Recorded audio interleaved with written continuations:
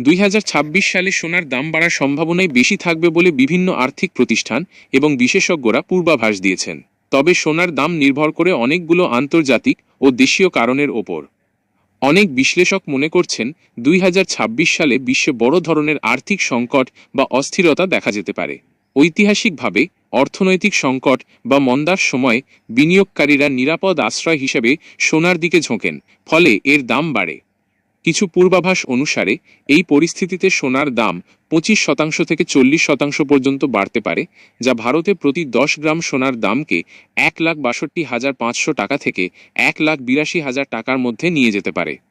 Goldman sax, Morgan Stanley এবং HSBC এর মতো বড় আর্থিক প্রতিষ্ঠানগুলি মনে করে কেন্দ্রীয় ব্যাংকগুলির ক্রমাগত সোনা কেনা এবং এক্সচেঞ্জ ট্রেডেড ফান্ডস ইটিএফএস এর মাধ্যমে বিনিয়োগকারীদের শক্তিশালী চাহিদা সোনার দামকে বাড়িয়ে দেবে।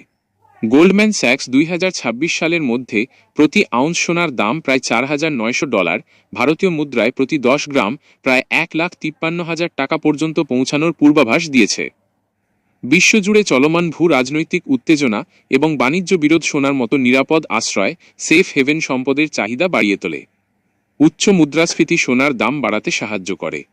যদি মার্কিন federal reserve, US federal reserve এবং অন্যান্য কেন্দ্রীয় ব্যাংকগুলি 2026 সালে সুদের হার কমাতে শুরু করে, তবে সোনা আরও আকর্ষণীয় হয়ে উঠবে, কারণ এর কোনো সুদের হার নেই।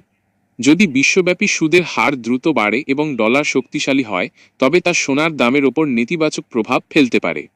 যদি প্রধান ভূ রাজনৈতিক সংকটগুলির সমাধান হয়ে যায় এবং বিশ্ব অর্থনীতি অপ্রত্যাশিতভাবে স্থিতিশীল হয়, তবে নিরাপদ আশ্রয় হিসেবে সোনার আকর্ষণ কমতে পারে। বেশিরভাগ পূর্বাভাসই ইঙ্গিত করছে যে 2026 সালে সোনার দাম উল্লেখযোগ্যভাবে বাড়তে পারে, তবে বিনিয়োগের আগে নিজের আর্থিক পরিস্থিতি এবং বাজারের ঝুঁকি বিবেচনা করা উচিত। ধন্যবাদ।